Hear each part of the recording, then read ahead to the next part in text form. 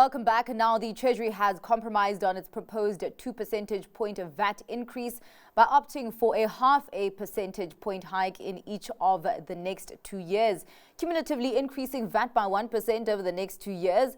Coalition partner, the Democratic Alliance, says it will not be supporting this budget in its current form.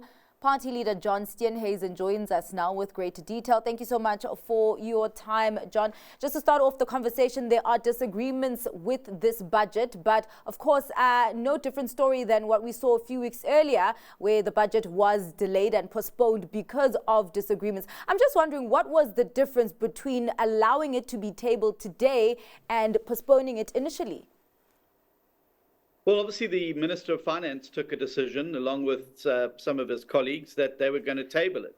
I think it's strange to table a budget when you only have 39% of the vote, and where the budget doesn't have a majority. And it's very clear, certainly from the responses from parties today, that as it currently stands, this budget does not have the majority to pass Parliament. It's obviously a decision the Finance Minister has made to go ahead and table it, and he must now demonstrate how he intends to get it through in its current form, because we've made it very clear that we will not use the 22% that we have in Parliament to help get a budget that increases VAT actually by 7% over the next 2 years in the current form.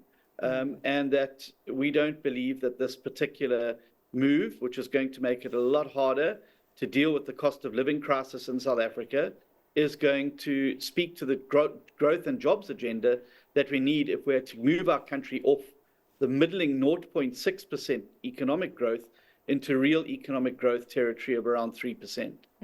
I do understand really the most contentious issue here is VAT, and there have been a number of cabinet meetings in the weeks heading to this budget today.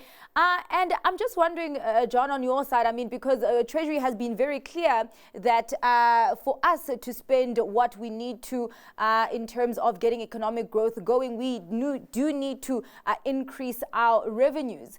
What are the alternatives that maybe the DA had put forward in this endeavor? So we put forward on the table a number of alternatives around that, and I think these have been documented. But I do just want to make this particular point. The amount of money that was required, that required VAT to be raised, accounts for 1.66% of the entire budget. Now, if you're telling me that as a company or as a government, that you can't redirect 1.66% of your total budget in order to ensure that you don't have to burden people with a tax, I think that there's clearly something wrong with the accountants in that operation. The reality is you didn't need to raise VAT had we done a number of important things, such as making sure that we announce a huge, massive spending review with clear targets over the next 3 months, and then committed to bringing an adjustment budget in 3 months' time, once that has been able to get in. We believe, as we calculated and put on the table, that there's 60 billion rand at least that can be found through a proper spending review with proper timeframes and with proper terms of reference. What we got today was an announcement of some spending review that's going to be located in the presidency. We don't know what the timelines are. We don't know what the targets that they're being set.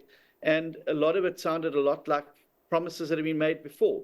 We were very clear that if we were going to agree to even a 0.5% VAT increase, that it would have to be accompanied with some pretty serious, deep structural economic reforms, such as concessioning of the ports, such as concessioning of rail, such as making sure that we address the huge hurdle that's now been created to investment through the Expropriation Act and the misinformation and lack of clarity that exists there, which is now serving as an impediment to being able to attract investment.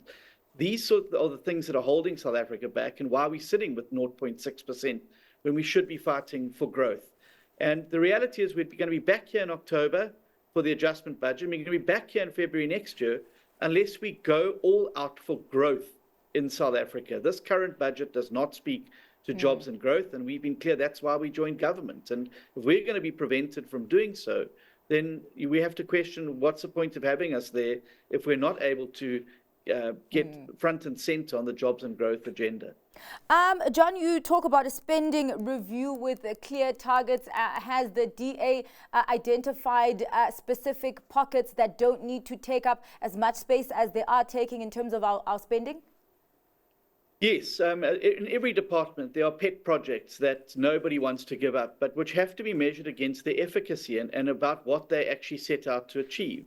And there are very, very many of them, including in some of my own ministries. In fact, during the course of the budget negotiations, Dr. Leon Schreiber was able to tell Treasury that he only needs almost a quarter of what they had said that he needed after having done a proper and thorough analysis of what those projects were. And he was able to put on the table those cuts. Those cuts are possible across every single department.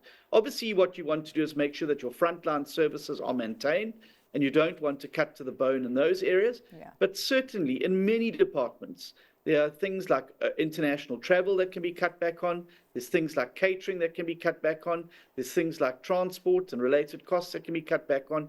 The reality is that it's not right to go to the citizens and say we're putting VAT up by 1% cumulatively over the next 2-year period without demonstrating to them what you're doing to actually make sure that the economy grows and you're able to hopefully offer in the second or third year tax relief rather than a rise in personal income tax and an increase in VAT that South Africans have been offered today by the finance minister. John, then as we close off the conversation, would you say that there is significant fragmentation and strain within the GNU, and where to from here?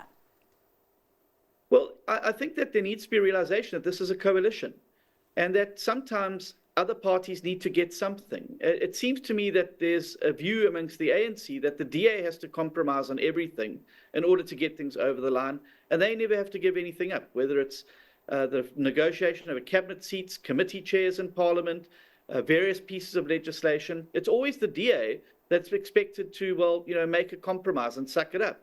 And we said in this budget process, there are certain things that we wanted out of this so that we could demonstrate to our voters that we are doing in the GNU what we promised we would do, is focus on growth and jobs. And they weren't even be able to give us one or two of those key things that we wanted to be able to get this budget over the line. We remain open. The voting on the budget will only commence from April all the way through to when DORA is eventually adopted and the Taxation Laws Amendment Bill.